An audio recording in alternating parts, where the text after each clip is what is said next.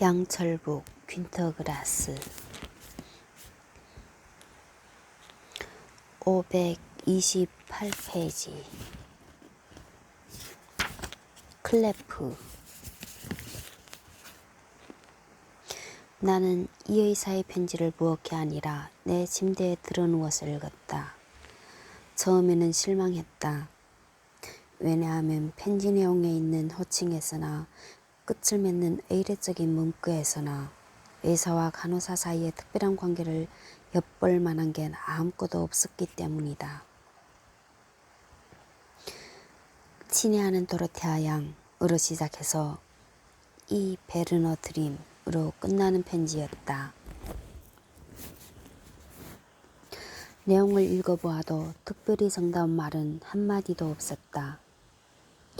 베르너는 전날 남자 전용 병동으로 통하는 쌍여다지 문 앞에서 도로테아 간호사를 보았는데 얘기를 나누지 못한 것을 섭섭하게 생각하고 있었다. 의사가 도로테아의 친구인 베아테 간호사와 이야기를 나누고 있는 모습을 도로테아 간호사가 보고서 깜짝 놀라 돌아선 일이 베르너 박사로서는 이해가 안 된다고 했다. 어쨌든 베르너 박사는 설명을 요구했다.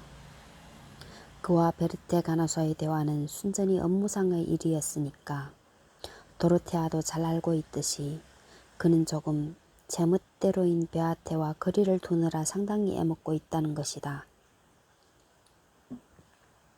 그것이 쉬운 일이 아니라는 것쯤은 도로테아도 베아테를 잘 알고 있으므로 이해해 줘야만 한다. 베아테라는 간호사는 이따금 생각도 없이 감정을 드러내니까. 그렇지만 물론 베르너 박사가 여기에 응하는 일은 결코 없다는 얘기들이다. 맺는 문장은 이러했다. 부디 내 말을 믿어줘. 당신에게는 언제든지 나와 대화할 수 있는 가능성이 주어져 있습니다. 여기에는 지나치게 형식적이고 냉담하며 오만한 태도까지 담겨 있었지만 그래도 이 베르너 박사의 편지 스타일의 가면을 벗기고 이 편지의 정체를 열렬한 연애 편지라고 단정짓기는 그리 어려운 일이 아니었다.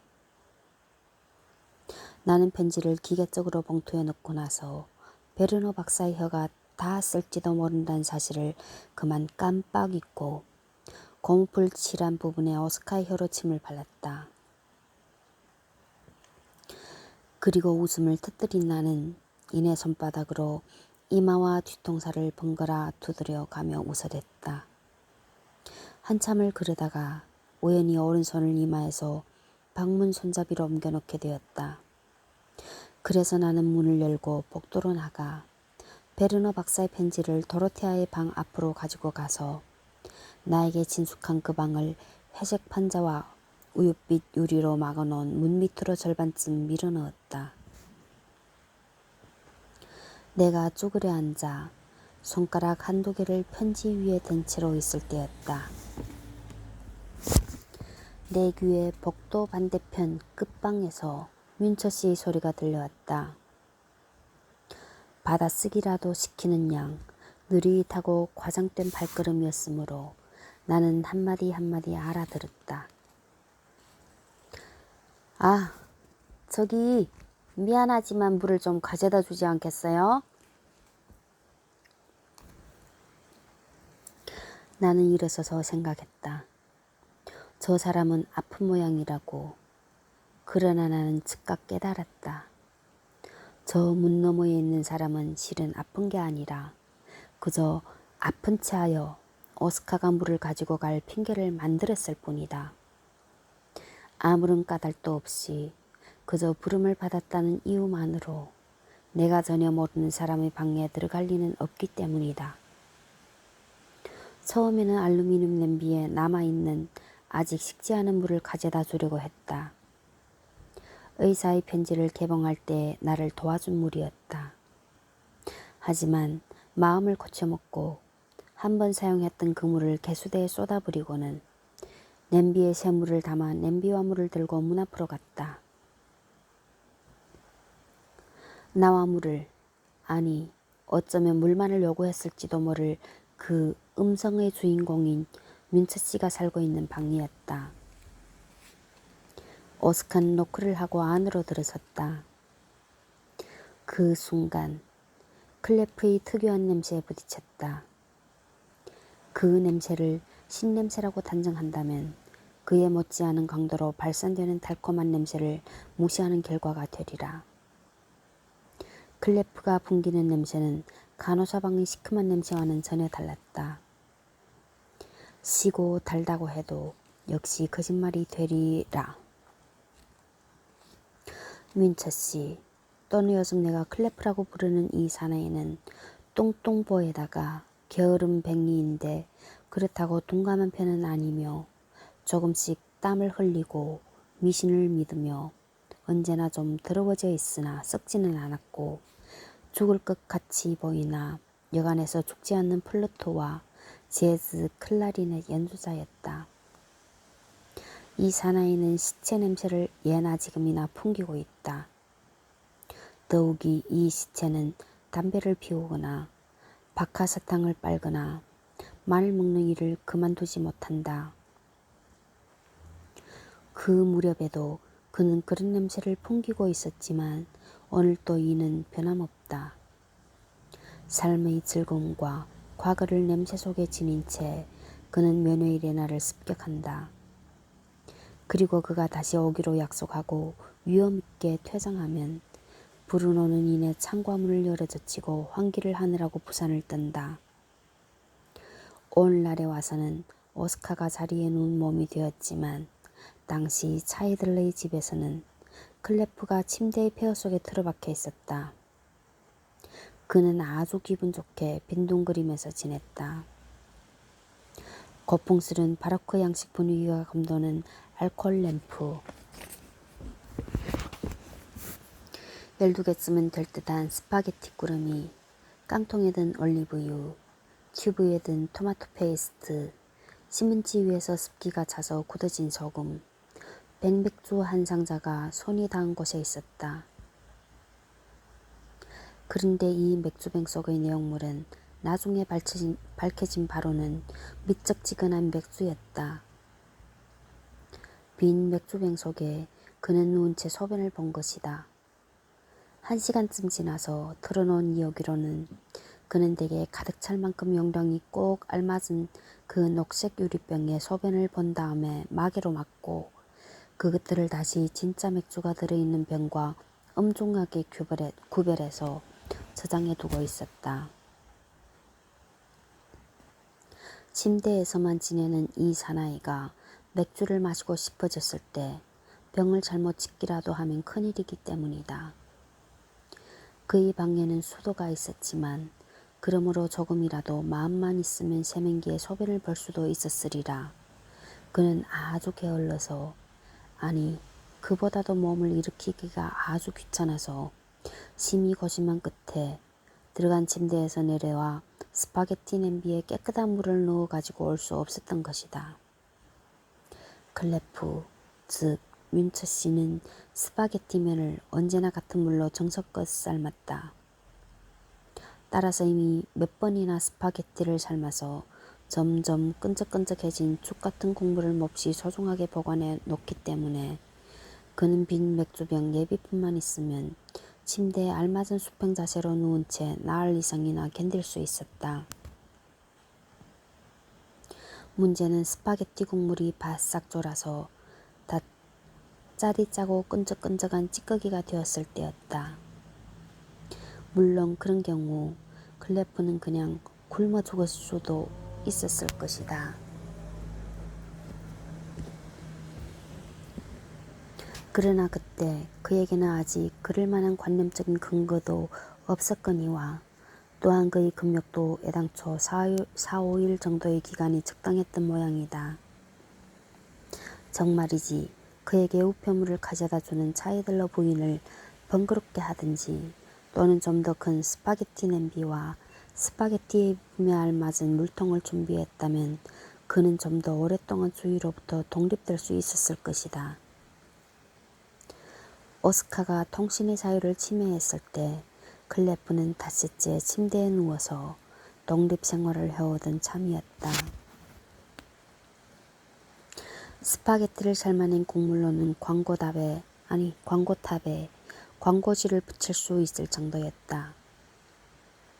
바로 그때 복도에서 도르테아 간호사와 그녀에게 온 편지에 열중한 나의 살금거리는 발소리를 그가 들었던 것이다. 그는 뭔가를 요구하는 듯한 지어낸 기침 소리에는 오스카가 반응하지 않는다는 사실을 이미 경험했으므로 내가 베르너 박사의 냉정한 듯 하면서도 정열적인 연애 편지를 읽은 그날은 그의 음성을 써본 것이다. 아, 저기 미안하지만 물을 좀 가져다 줘야 않겠어요? 그래서 난 냄비를 들어 미적지근한 물을 버리고 수도꼭지를 들어 냄비에 반남아 물을 받아 그 신선한 물을 그에게로 가지고 갔다. 나는 그의 기대에 부응한 것이다. 나는 석공 겸 문자 전문 조각가 마체라트라고 소개를 했다. 그도 정중하게 윗몸을 조금 일으키고 재즈 음악가 에곤 뮌처라고 이름을 댔다. 다만 그의 아버지도 뮌처이므로 클레프라는 이름으로 불러주기 바란다고 했다. 나는 그의 소망을 너무나도 잘 이해할 수 있었다. 나도 평소에는 콜랴체크라든지 간단하게 오스카라는 이름을 댔으며 여의를 차릴 때에만 마체라트라는 이름을 썼는데 오스카 브론스키라고 소개하려면 웬만한 용기가 아니고서는 힘들었기 때문이다. 그래서 나는 그곳에 누워있는 뚱뚱한 젊은 사나이 30살이라고 했으나 실은 좀 더 젊은 딸을 아무런 망설임도 없이 클레프라고 불렀다. 그쪽에서도 나를 오스카라고 불렀는데 콜랴체크라는 이름이 그에게는 발음하기 힘들었기 때문이다. 우리는 대화에 몰두했으나 처음에는 좀처럼 마음이 편하질 않았다. 우리의 이야기는 극히 간단한 주제에 그쳤다. 이를테면 나는 그에게 우리의 운명이 변하지 않는다고 생각하느냐고 물었다. 그는 그렇다고 생각했다. 그리고 인간은 모두 죽어야 한다는 사실을 어떻게 생각하느냐고 오스카는 물었다. 그는 모든 인간은 결국 죽는다는 것을 믿고 있었으나 인간이 반드시 태어나야만 하는가에 대해서는 확신이 없었다. 그리고 그 자신은 잘못 태어난 존재라고 말했다. 여기에서 오스카는 다시 그에게 친근감을 느꼈다. 또 우리 두 사람 모두 천국의 존재를 믿었다. 더욱이 그는 천국이라는 말을 입에 담았을 때 약간 천한 웃음소리를 내며 이불 속에서 자기 몸을 쥐어뜯기까지 했다. 클레퍼는 천한 웃음소리를 내며 이불 속에서 자기 몸을 쥐어뜯기까지 했다. 클레프는 살아있는 동안 점잖지 못한 일을 계획해놓고 천국으로 가서 그것을 실행할 모양이라고 생각해 하는 그동이었다. 화제가 정치로 바뀌자 그는 참으로 흥분해서 300명이 넘는 독일 귀족의 이름을 들면서 이들에게 즉시 지위와 봉토와 권력을 부여하기를 원했다. 하노버 주변은 대영 제국에 양도해야 된다고 했다. 내가 예전의 자유시 단치의 운명을 묻자 그는 유감스럽게도 그 도시가 어디에 있는지 몰랐으나 태연하게 베르크 지방 출신의 한 백작 이름을 들었다. 그의 말에 따르면 얀 벨렘의 직계라고 하는 이 백작을 그는 안타깝지만 자기가 모르는 그 도시의 영주로 추천했다. 마지막에 우리가 마침 진실이라는 개념의 정의를 내리려 애쓰고 또 얼마간 진보도 보이고 있을 때였는데 대화 도중 내가 교묘하게 질문해서 들은 대답에 의하면 클레프 씨는 이미 3년 전부터 하숙인으로서 자이들레에게 방세를 내고 있었다.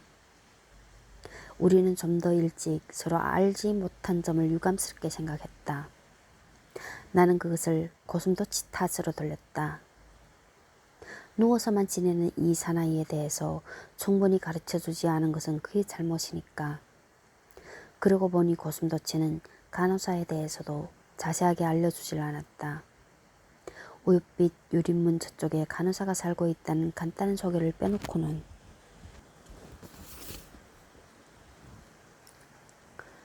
오스카는 민처씨, 아니 클레프를 만나자마자 부담을 주고 싶지는 않았다. 그래서 나는 간호사에 대한 얘기는 한마디도 꺼내지 않고 먼저 그에 대해서 마음을 썼다. 그런데 하고 나는 입을 열었다. 어디가 아픈가요? 클레프는 또다시 상체를 조금 일으키고 90도로 세우려 했으나 그것이 안 되는 것을 알자 다시 똑바로 몸을 뉘고 나서 나에게 가르쳐 주었다. 설명에 따르면 그가 침대에 계속 누워서만 지내는 진짜 이유는 자신의 건강 상태가 좋은지 보통인지 나쁜지를 알기 위해서이다. 앞으로 2, 3주 후에는 건강이 보통이 되기를 기대하고 있다고 했다. 그러다가 내가 두려워하던 일이 벌어졌다. 오랫동안 여러 가지 문제를 이야기하다 보면 피할 수 있으리라고 생각했던 일이 아참, 우리 스파게티를 같이 먹읍시다. 이리하여 우리는 내가 가지고 온 새물로 스파게티를 끓여 먹었다. 사실 그 지저분한 냄비를 개수대로 가져가 깨끗이 씻었더라면 좋았겠지만 말할 엄두가 나지 않았다. 클레프는 몸을 옆으로 비튼 채 몽유병자에게서 볼 수 있는 확실한 솜씨로 묵묵히 요리를 만들었다. 그는 남은 국물을 상당히 큰 빈 깡통에 조심스럽게 옮기고 상체의 자세를 눈에 띄게 흩뜨리지도 않고 침대 밑으로 손을 뻗쳐 토마토 페이스트가 말라붙은 기름기가 번질번질한 접시를 끄집어냈다. 잠시 망설이는 듯 하더니 다시 한번 침대 밑에 손을 넣고 이번에는 꼬깃꼬깃 뭉쳐진 신문지를 꺼냈다. 그 종이로 접시를 돌려가며 닦은 후에 종이는 다시 침대 밑에 밀어넣었다. 그리고 그는 그 얼룩투성이 접시에 입김을 부렸다. 마지막 남은 작은 먼지마저 날려버리려는 모양이었다. 그러고서 그는 이 세상의 접시란 접시 중에서 가장 기분 나쁜 그 접시를 그의 귀족과 같은 몸짓으로 내게 주면서 사양 말고 먹으라고 권했다. 난 나중에 먹고 싶어서 먼저 먹으라고 했다. 그는 나에게 기름이 번질번질해서 손가락에 쩍쩍 들러붙는 조악한 포크와 숟가락을 건네준 다음 다른 포크와 숟가락을 사용해서 상당한 양의 스파게티를 내 접시에 들어주었다. 그러고는 우아한 솜씨로 기다란 튜브에서 토마토 페이스트를 짜내어 엉겨있는 스파게티 위에 장식을 하고 다시 거기에 깡통에 든 기름을 넘칠 정도로 부렸다. 냄비에 든 스파게티에도 같은 일을 되풀이 하고는 양쪽에 후추를 쳤으며 냄비에 있는 자기 몫을 휘저으면서 내게도 똑같이 하도록 눈짓을 했다. 가루 치즈가 없어서 미안하지만 자, 먹어보시죠. 그때 어떻게 해서 숟가락과 포크를 사용할 용기가 생겼는지 오스카는 지금까지도 알 수가 없다. 요리는 신기하게도 맛이 있었다. 그 클레프식 스파게티는 나한테 맛있는 음식에 대한 기준이 되기까지 했다. 그리고 그날 이후 나는 내 앞에 나오는 메뉴를 모두 이 기준에 따라 평가했을 정도다. 식사하는 틈틈이 난 누워서 지내는 이 사나이의 방을 눈치채지 않게 자세히 조사했다. 이 방에서 맨 먼저 눈에 띈 것은 천장 바로 밑에서 입을 둥그렇게 벌리고 있는 연통 구멍이었다. 그것은 벽에서 검은 숨을 토해내고 있었다. 두 개의 유리창 밖에서는 바람이 불고 있었다.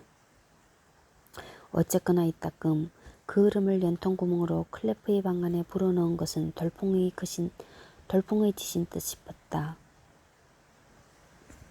그름의 구름은 관 위에 뿌리는 흙처럼 가재도구 위에 골고루 퍼져나갔다. 가구라야 방 한 군데에 놓여있는 침대와 둘둘 말아 포장지로 싸놓은 차이들레의 것인 듯한 용단 도시개가 전부였다. 그러므로 이 방에서 가장 거머쥔 것은 예전에는 히었을 침대보, 클레프의 머리 밑베개, 그리고 한 줄기 바람이 그름을 방 안에 불어넣었을 때마다 누워서만 지내는 사나이가 언제나 얼굴 위에 펼치는 손수건이라고 단정해도 좋았다. 이 방 양쪽 창은 윤리그리 맞은편에 있는 차이들레의 거실 겸 침실의 창과 비슷했다.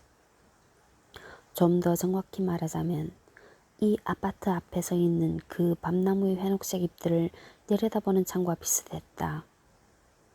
이 방을 장식하는 유일한 그림으로는 그 창과 창 사이에 앞핀으로 꽂아놓은 주간지에서나 오려낸 듯한 영국 여왕 엘리자베스의 컬러 사진이 있었다. 사진 밑 벽걸이에는 백파이프가 걸려 있는데 검은 그을음이 덮여 있었지만 타탄 체크무늬를 알아볼 수는 있었다. 그 컬러 사진을 보는 동안에도 나는 엘리자베스와 필립 공에 대해 생각보다는 도르테아 간호사 생각에 사로잡혀 있었다. 기묘하게도 이때 내 안에 깃들여 있는 가톨릭주의가 고개를 들었다. 나는 엘리자베스가 과연 백파이프 음악을 조금이나마 이해하고 있는지를 의심했다. 또 가톨릭 신자 마리아 슈튜아르트의 굴욕적인 최후에 대해서 약간의 소견을 밝혔다. 요컨대 오스카로선 엘리자베스를 비음악적이라고 간주한다는 사실을 클레프에게 알렸다. 물론 나는 이 왕당파의 노여움이 폭발할 것을 각오하고 있었다. 그런데 상대는 신랄한 미소를 짓고 나에게 설명을 요구했다. 그것으로서 잘하면 이 꼬마, 나를 이 뚱뚱한 사나이는 이렇게 불렀다. 의 음악 문제에 대한 식견 수준을 확인할 셈이었다. 꽤 오랫동안 오스카는 클레프를 쳐다보았다. 그는 나에게 말을 걸었지만 그것이 내 안에 무엇을 자극했는지 알 까닭이 없었다. 내 머리에서 등의 혹에 이르기까지 번개불이 달렸다. 그것은 내가 찢어서 못쓰게 만든 낡은 양철북 전체의 최후의 심판 같았다. 이제까지 내가 고철더미로 만든 1000개가 넘는 양철북과 자스페 묘지에 파묻힌 그 양철북, 이것들이 전부 다시 살아나서 완전히 부활을 축소하고 소리를 울려 내 몸속을 가득 채웠다. 나는 무의식 중에 침대 구석에서 벌떡 일어나 클레프에게 잠깐 실례하겠다고 말한 다음 방을 나오자마자 도르테아 간호사의 우윳빛 유리문이 있는 작은 방 앞을 질풍같이 지나서 여전히 봉투 귀퉁이가 반쯤 가려진 채 마룻바닥에 놓여 있었다.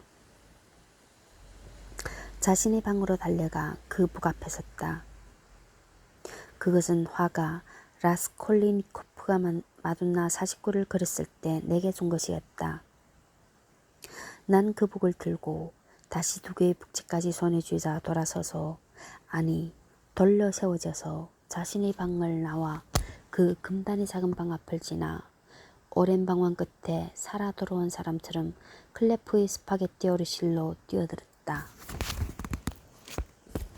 나는 이것저것 살필 겨를도 없이 곧장 침대 끝에 겉에 앉아 적백으로 절해진 북의 위치를 바로잡고 먼저 북채를 공중에서 놀려보았다.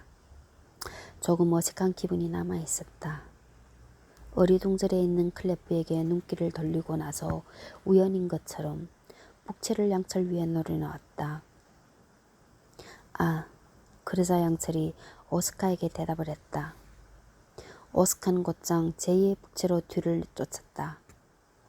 이리하여 나는 차례대로 북을 치기 시작했다. 맨 처음부터 시작했다. 다시 말해 나방이 전구 사기에서 포드득거리던 나의 출생부터 북으로 치기 시작했다.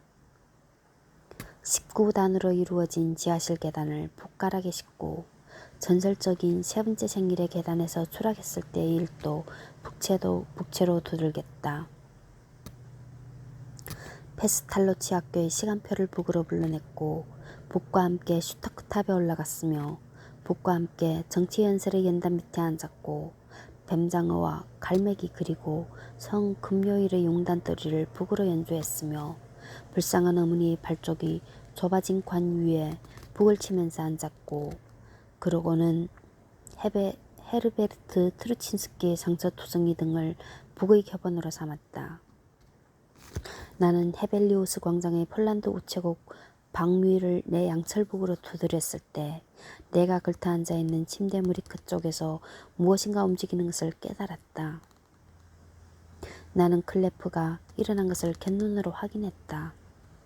그는 베개 밑에서 우스꽝스럽게 생긴 플루트를 꺼내 입에 대고 소리를 냈는데 그것이 또한 굉장히 감미롭고 신비로우며 또 내 북과도 어울리는 음색이었기 때문에 나는 그를 자스페 묘지의 슈거 레오에게로 데려갈 수 있었고 슈거 레오가 춤추고 난 다음에는 클레프 앞에서 그를 위해 그리고 그와 함께 내 첫사랑의 비등산에 거품을 일게 할 수 있었다.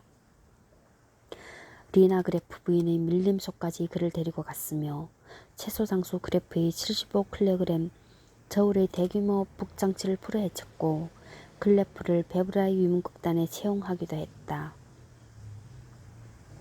내 북 위에서 예수에게 말을 걸고 슈테르테베커를 비롯한 먼지 떨이단 일동이 다이빙대에서 뛰어내리는 것을 연주했는데 그 대 밑에는 루치가 앉아 있었다.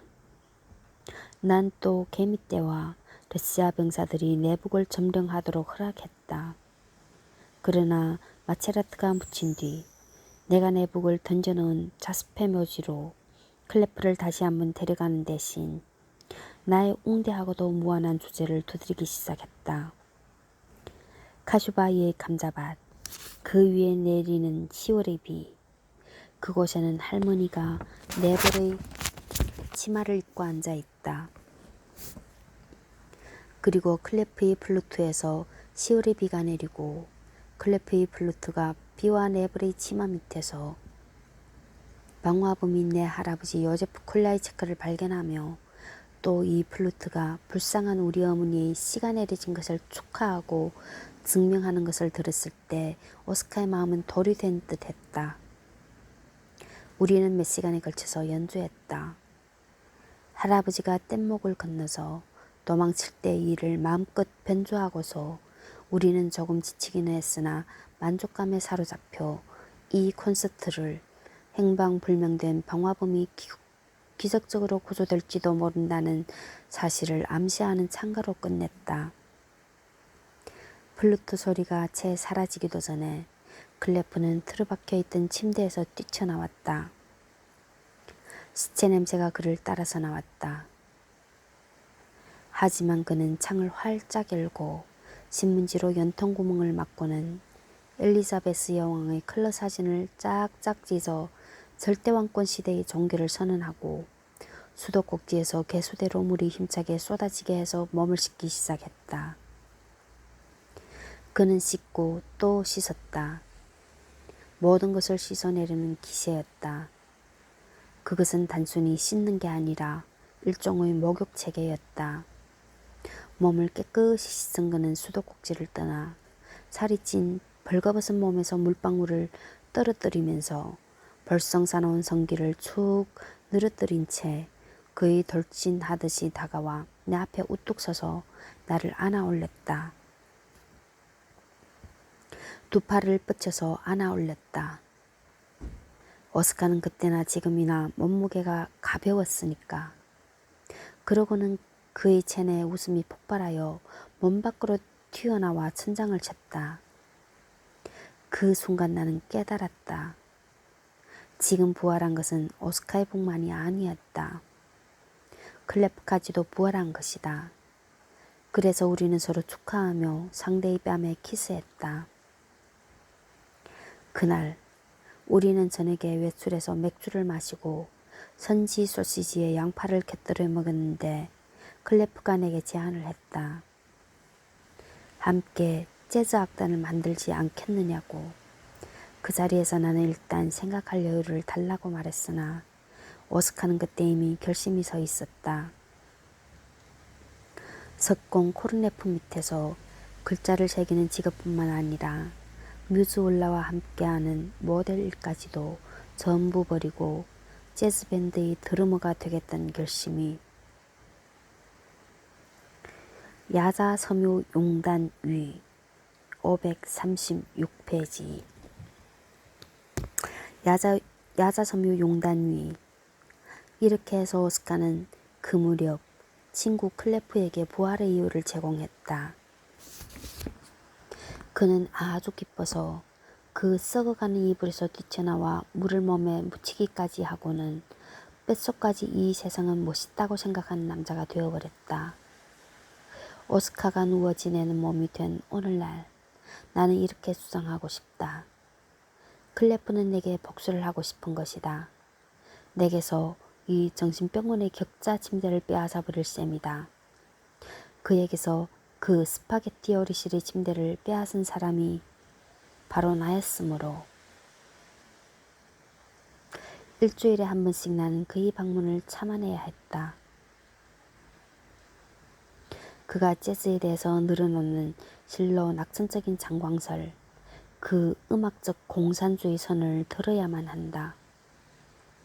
그는 자리에 누워있을 때는 충실한 왕권주의자를 연기하여 영국 왕실의 편이었던 주제에 내가 그에게서 침대와 백파이프를 든 엘리자베스를 빼앗은 순간부터는 독일 공산당의 당비를 내는 당원이 되어버렸다.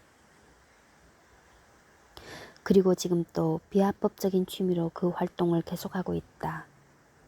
이를테면 그는 맥주를 마시고 선지 소시지를 먹으면서 스탠드에 기대서 병에 붙은 레테르를 연구하고 있는 죄 없는 사람을 붙잡아 가지고는 대활약 중인 재즈밴드와 소비에트의 코러스 사이의 바람직한 공통점을 열거하는 것이다.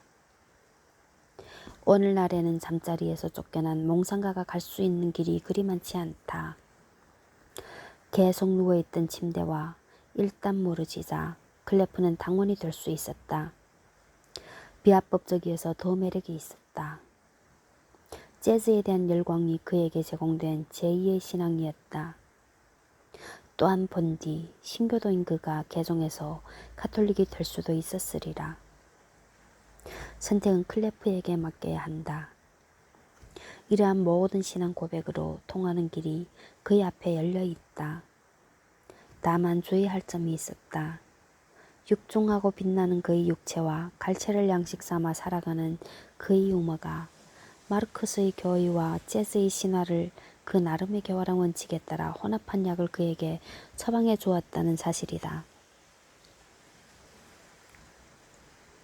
언젠가 노동자 신부 유형의 약간 좌익적인 신부를 만나게 된다면, 게다가 그 신부가 딕실랜드 재즈 레코드의 수집가라면 그날부터 재즈에 미친 한 마르크스주의자가 일요일에 의식에 참여하여 앞서 말한 그의 채취를 신고딕식대 성당 안에서 풍기는 냄새와 혼합하게 될 것이다. 내게도 이와 똑같은 일이 일어나도록 하는 데 있어 내 침대가 방해된다고 생각한 클레프는 여러 가지 따뜻한 약속을 하면서 나를 침대에서 끌어내려고 한다. 그는 법원에 거듭 청원서를 제출하고 나의 변호사와 짜고 운동을 하면서 재심을 요구하고 있다. 그는 오스카의 무죄 석방을 원한다. 오스카의 자유, 우리의 오스카를 수용소에서 석방하라 를 클레프가 원한 까닭은 오직 나를 침대에 맡겨놓고 싶지 않은 그의 욕심 때문이었다. 그렇지만 내가 차이들의 집에 새들어 사는 동안 누워만 있던 친구를 일어서기도 하고 돌아다니기도 하며 가끔 뛰어다니기도 하는 친구로 변모시킨 것은 역시 잘한 일이라고 생각한다. 도르테아 간호사에게 바치던 그 심각한 고뇌의 시간을 빼놓고는 나는 별 근심 없는 생활을 누릴 수가 있었다. 여 클레프, 나는 그의 어깨를 챘다. 함께 재즈 반드를 만들자. 그러자 그는 내 등의 혹을 슬슬 쓸었다. 그는 자신의 배와 거의 똑같이 내 혹도 사랑했다. 오스카 아내가 손잡고 재즈 밴드를 만든다. 이렇게 클레프는 세상에 알렸다. 이제 벤조까지 다룰 줄 아는 본격적인 기타 연주자만 있으면 될 텐데. 사실상 북과 플루트 말고도 또 하나의 멜로디 악기가 필요했다. 저음 현악기도 보기에는 괜찮을 듯한데 베이스 주자는 그 무렵 여간에선 구할 수 없었다. 그래서 우리는 기타 주자를 열심히 찾았다. 우리는 곧잘 영화를 보러 갔다. 그리고 맨 처음에 보고한 대로 일주일에 2번씩 우리 사진을 찍었다. 맥주를 마시고 선지 소시지나 양파를 먹으면서 여권 사진으로 여러가지 바보 같은 속임수를 저질렀다. 그쯤 클레프는 붉은 머리 일제와 알게 되었는데 경솔하게도 자기 사진을 그네에게 선사했기 때문에 그네와 결혼할 처지에 놓였다. 그러나 기타 주자만은 좀처럼 찾아낼 수가 없었다.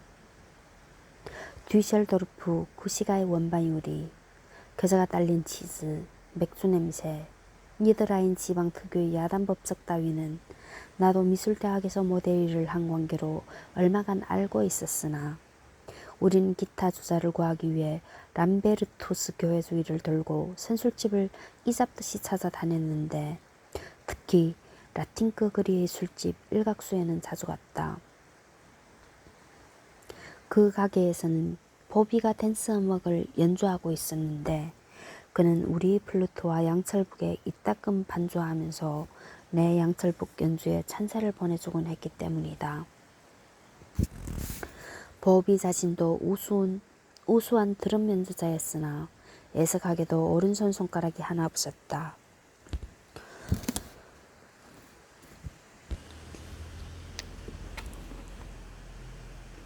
우리는 일각수에서도 기타 주자를 찾아내지 못했지만 나는 얼마간 숙달되어 위문극단 시설의 감각을 되찾을 수 있었다. 그러므로 도르테아 간호사가 때때로 나의 노력을 그르치지 않았던들 나는 머지않아 훌륭하게 널리 쓰일 드럼 연주자가 되었으리라. 내 마음의 절반은 언제나 그녀 곁에 있었다. 그렇지만 나머지 절반이나마 온전하게 내 양철북 가까이 있어 주었다면 그래도 견딜만 했을 것이다. 그러나 실제로는 북 연주와 함께 시작된 생각은 도르테아 간호사의 적십자 브로치에 대한 생각으로 끝나는 형편이었다. 그것을 눈치채고 자기 플루트로 능숙하게 사태를 수습해주던 클레프는 오스카가 그런 식으로 절반은 딴 생각에 잠겨있는 모습을 볼 때마다 걱정했다. 자네 배고픈가 아닌가? 선지 소시지를 주문해줄까? 클레프는 이 세상 모든 슬픔의 배후에서 위리의 굶주림을 찾아냈다. 따라서 그는 어떠한 슬픔도 한 사람 몫의 선지 소시지로 치유할 수 있다고 믿었다. 그 무렵 오스카는 굉장히 많은 양의 신선한 소시지를 고리 모양으로 쓴 양파와 함께 먹고 맥주를 마셨는데 그것은 그의 친구 클레프가 오스카의 슬픔은 배고픔 때문이지 도로테아 간호사 때문이 아니라고 믿게 하기 위해서였다. 우리는 대개 아침 일찍 윤리 그리 사이들러 집을 나와 구시가에서 아침 식사를 했다.